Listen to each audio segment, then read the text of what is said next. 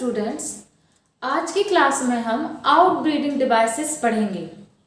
इससे पहले की वीडियो में मैंने पॉलिनेशन पढ़ा दिया है, गिटनोगेमी, जीनोगेमी, है ना, और मतलब ऑटोगेमी क्या होती है, क्या ये सारी चीज़ें मैंने पढ़ा दी हैं, किस में होती है, मतलब एग्जाम्पल भी मैंने करवा दिए हैं, सब कुछ करवा दिया है।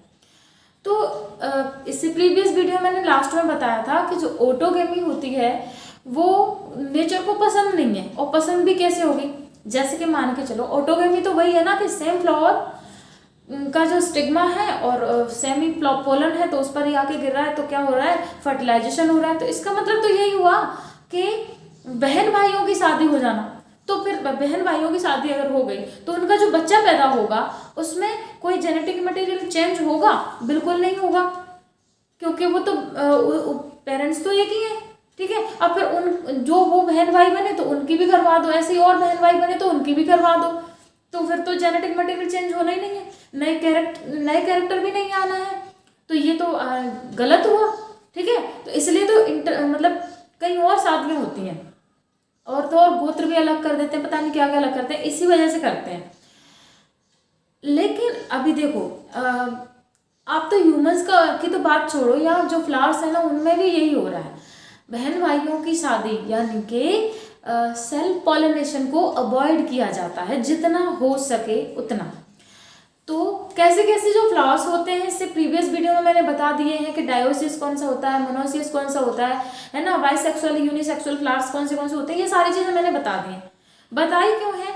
क्योंकि अगर हम आउटब्रीडिंग डिवाइसेस पढ़ेंगे तो उनमें मतलब उनमें ये यूज होगा।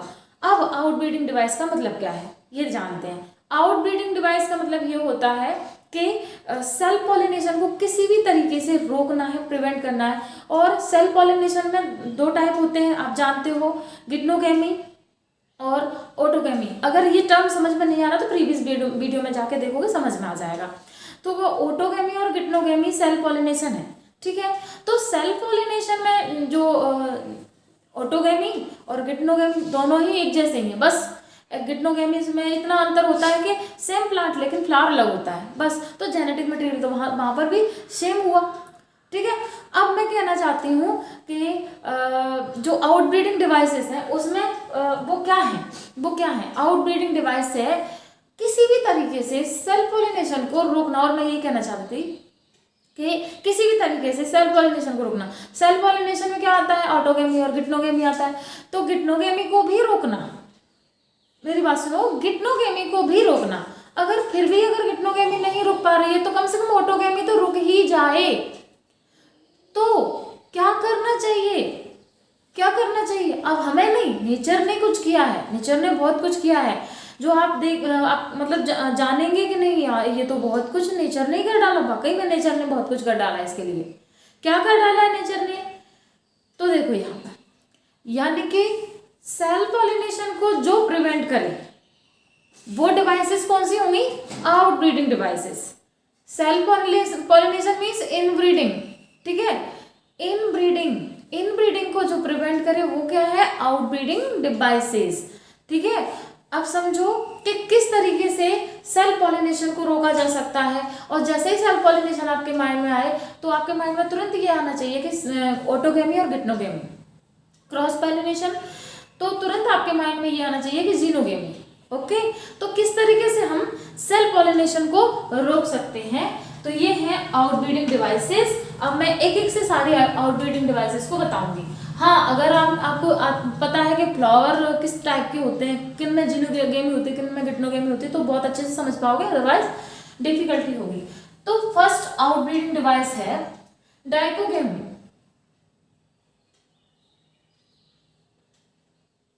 अब इस डाइकोगेमी में क्या होता है? देखो मैं यहाँ पर डायग्राम से बता रही हूँ।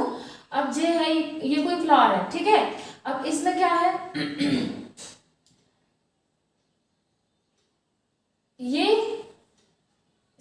पिस्टल है यानी कि कार्पल है, और ये है उसके एंथर यानी कि स्टामिन, ठीक है। तो यहाँ आपको पता है कि यहाँ पर पोलन प्रोड्यूस होंगे, ठीक है। तो अगर ये इसका इसी में गिर जाता है तो क्या हो जाएगा? फर्टिलाइजेशन हो जाएगा, यानी सेल्फ पॉलिनेशन हो जाएगा, ऑटोगेमी तो हो ही जाएगी, ठीक है।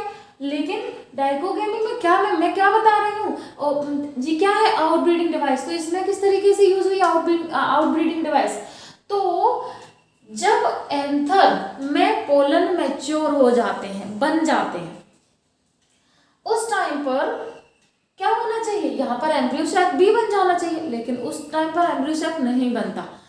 एंथर पहले मैच्योर हो जाता है, बाद में मतलब बहुत बाद में क्या मैच्योर होता है, फीमेल गैमेट बाद में बनता है। तो अगर इसमें एंथर चला भी गया तो क्या हो जाएगा, कुछ भी नहीं, क्योंकि एक्सेल तो वहां पर है नहीं है, जैसे वो मतलब फीमेल गैमेट तो है नहीं है वहां पर, एक्सेल या फीमेल गैमेट तो है नहीं है वहां पर जिसे पोलन जाके फर्टिलाइज कर दे, ठीक है। तो एम्ब्रियो बनेगा भी नहीं, तो चला भी जाए ना तो कोई फर्क नहीं पड़ता, ठीक है। तो हुई ना ये मतलब कि नेचर ने किया ना ये कि पहले किसको, पोलन को बना दिया, ठीक है। अब कुछ तो इसमें गिरेंगे तो गिर जाए, अंदर जाके क्या हो जाएंगे, वो डिजनरेट हो जाएंगे, अगर जिस तरीके से भी उनकी वायबिलिटी है, और अगर नहीं होंगे तो उड़ जाएंगे। तो अब इस पर एक भी नहीं बचा, एंथर में पोलन ही नहीं बचे। अब ये मैच्योर हो रही है, क्या अपनी जो पिस्टल है अब मैच्योर हो रही है, तो उस इस टाइम पे क्या होगा, अब मैच्योर हो गई तो खुद जो इसका एंथर इसमें तो जा ही नहीं सकता, क्योंकि इसका पोलन तो इसमें तो जा ही नहीं सकता, क्योंकि सारे पोलन तो पहले से खत्म हो चुके हैं, मैच्योर होके उड़ भी गए वो तो, ठीक है। तो अब इसमें क्या, ऑटोगेमी तो हो नहीं सकती, कभी नहीं हो सकती। हाँ, ऐसा हो सकता है कि एक और जो मतलब कि इसी प्लांट में एक और फ्लावर लगा हुआ है, ठीक है, और उसका पोलन इस पर आ जाए, यानी कि इसका इस पर आ जाए, तो ये हो भी सकता है।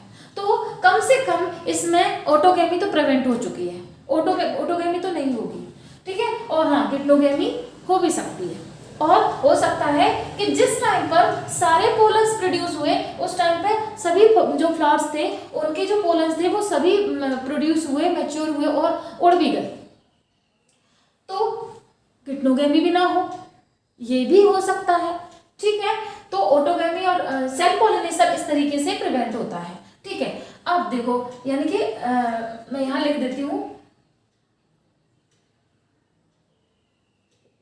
मैच्योरिटी इन डिफरेंट टाइम,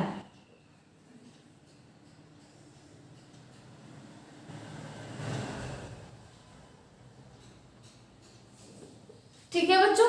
अब दूसरा क्या है, हेटेरोस्टाइली।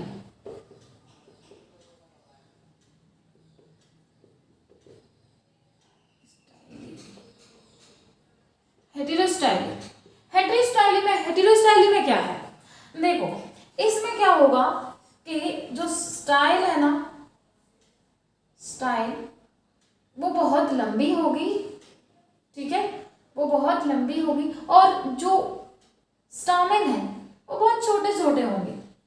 अब मुझे बताओ कि किस तरीके से इसका, ये काफी लंबी है, स्टाइल काफी लंबी है इसकी, यानी कि जो पिस्टल है ना वो बहुत ऊंचाई पर है। अगर पोलन्स को देखा जाए तो पोलन्स तो यहाँ बन रहे हैं, बनेंगे तो यहीं गिरेंगे, ठीक है। तो यहाँ पर ऊपर तो पहुंचने की चांसेस कम ही है, यानी उड़ के ही पहुंच गया, बाई चांस पहुंच गया तो पहुंच गया, नहीं तो यहाँ पर भी क्या प्रिवेंट हो रहा है, सेल्फ पॉलिनेशन प्रिवेंट हो रहा है। हाँ, इसी फ्लावर में अगर दूसरा कोई क्या है फ्लावर है और उसके उड़ के आ गए तो गिप्नोगेमी होने के चांसेस हैं। मैं इसको थोड़ा सा और अच्छा बना देती हूँ, बहुत गंदा लग रहा है ये, ठीक है।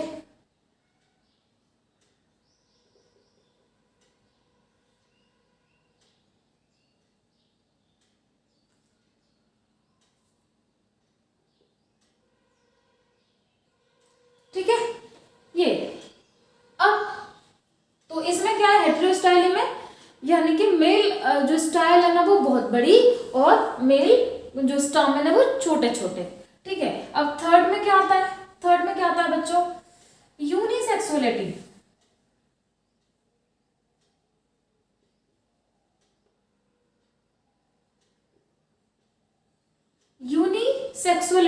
यूनिसेक्सुअलिटी में क्या होता है आपको मैंने पहले ही बता दिया है, इसे प्रीवियस वीडियोस में अगर देखोगे ना तो बहुत अच्छे से समझ में आ जाएगा। यूनिसेक्सुअलिटी में क्या होता है,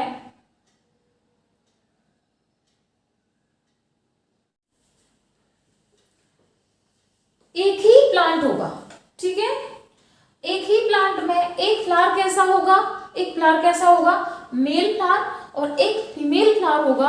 अब मुझे बताओ कि इसमें किसी भी तरीके से ऑटोगेमी हो सकती है क्या, हो सकती है क्या इसमें किसी भी तरीके से? तो कोई कंडीशन नहीं है कि ऑटोगेमी हो, हाँ गिटनोगेमी हो सकती है और इसमें जीनोगेमी भी हो सकती है। अब आप बोलेंगे मैम क्वेश्चन कैसे आएगा, तो क्या हो सकता है, कभी तो कभी भी ना होने वाली वो चीज वो है ऑटोगेमी, गिटनोगेमी हो भी सकती है, ऐसे ही आएंगे क्वेश्चंस, ठीक है। तो यूनिसेक्सुअलिटी में ये है।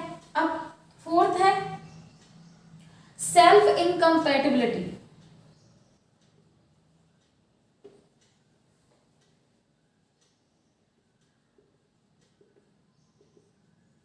सेल्फ इनकम्पैटिबिलिटी, अब देखो इसमें बहुत ध्यान ध्यान से सुनो बच्चों, जैसे कि ये है आपकी पिस्टल, और ऐसा ही है बढ़िया पोलन भी, उसका मतलब ऐसा नहीं है कि बहुत छोटा है या बहुत दूर है, ऐसी जगह पे है आराम से इसका पोलन इसमें गिर सकता है। लेकिन सेल्फ इनकम्पैटिबिलिटी में क्या है, ऐसा होता नहीं है कि अगर ये पोलन इस पर गिरे भी, अगर ये पोलन इस पर गिरे भी तो क्या कर देगी, ये जो अपना जो स्टिग्मा है वो इसको रिजेक्ट ही कर देगा कि भाई है तू मेरा, इस तरीके से कुछ, ठीक है।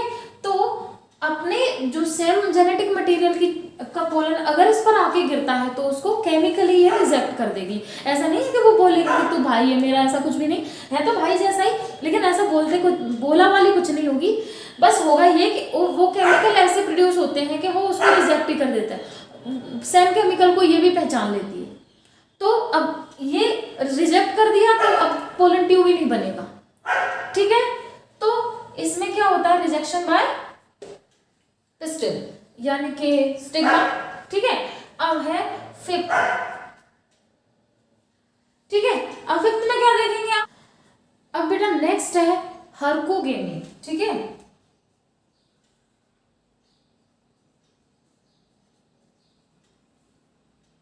हर्कोगेमी में क्या होगा, इसमें क्या होगा, मुझे ये बहुत अच्छी लगी जान के कि ऐसा भी हो जाता है, ठीक है।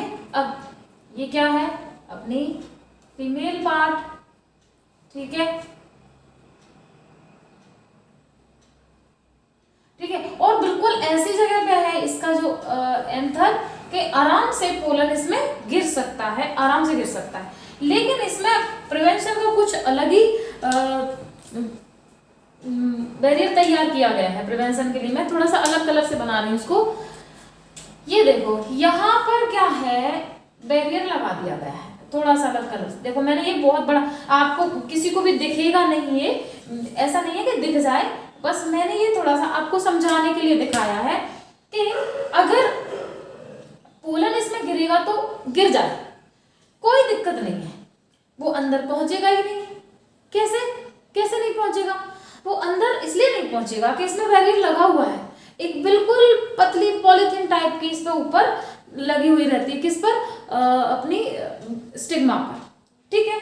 अब पोलन इसका इसमें गिरेगा तो गिर भले ही जाए, लेकिन इसमें अंदर कैसे ही पहुंचेगा, पोलन तो बहुत लाइट होते हैं उसके, और ये जो पॉलीथीन टाइप की होती है ये भी बहुत लाइट होती है, ठीक है, बहुत, तो पोलन उससे भी ज्यादा लाइट होते हैं। अगर वो गिर भी जाए ना तो इसका ना तो इस जो पॉलीथीन टाइप के जो बैरियर लगा हुआ है उसका कुछ बिगड़ेगा ना कुछ होगा, कुछ भी नहीं होगा, पोलन इस पर गिरते रहे, सेल पॉलिनेशन नहीं होगा। अब आप बोलेंगे कि मैम अगर इसमें ये पॉलीथीन टाइप की लगी हुई है, ये बैरियर लगा हुआ है, तो इसमें ऐसा मतलब क्या होगा कि मतलब कि क्या इसमें तो फिर पॉलिनेशन ही नहीं होगा, अदर कोई पोलन आके आएगा इस पर तो भी क्या होगा, इसमें तो पोलन अंदर जाएगा ही नहीं, ऐसा आपके माइंड में ये क्वेश्चन आ रहा होगा जरूर।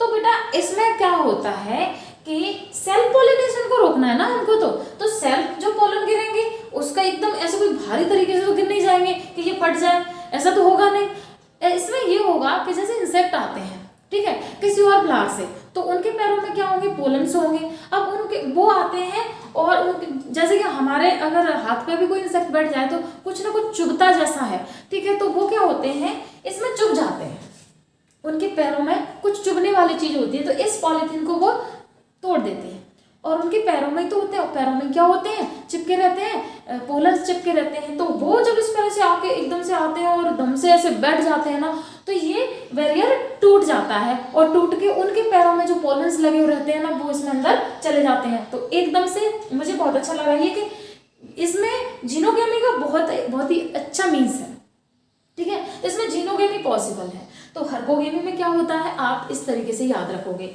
ओके। अब इसमें से तो बच्चों लास्ट है डायोसी। डायोसी, और ये मुझे बहुत अच्छा लगा नेचर का।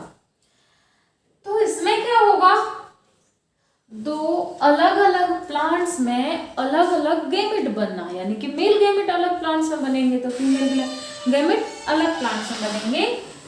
तो इसमें यही होगा, फिर यूनिसेक्सुअल फ्लावर होंगे, ठीक है। और दूसरे में क्या होगा, दूसरे में क्या होगा, एक में मतलब प्लांट ही अलग होगा। यहाँ हम देख रहे थे यूनिसेक्सुअल, ये देख रहे थे हम यूनिसेक्सुअलिटी में, हम लोग यूनिसेक्सुअल फ्लावर देख रहे थे, यूनिसेक्सुअल फ्लावर थे, लेकिन क्या था इसमें, प्लांट एक ही था, ठीक है। तो ऐसा नहीं है कि इसमें और इसमें आप लोग कंफ्यूज हो जाओ, आप ये आसानी से देख सकते हो कि इसमें प्लांट अलग अलग है, प्लांट एक नहीं है, प्लांट इसमें अलग है और इसमें एक ही प्लांट है। तो इसको बोलेंगे डायोसी। और वैसे भी डायोसिस प्लांट किसको बोलते हैं, जिसमें मेल गैमेट, जो मेल पार्ट इसमें अलग प्लांट में होता है, फीमेल पार्ट अलग प्लांट में होता है, तो उसी को तो डायोसिस प्लांट बोलते हैं, तो इसीलिए इसको डायोसी बोलते हैं। तो ये इस तरीके से आउटब्रीडिंग डिवाइस है, ओके स्टूडेंट। तो आज के वीडियो में मैंने आउटब्रीडिंग डिवाइस को कवर किया है। कल के वीडियो में हम करेंगे कवर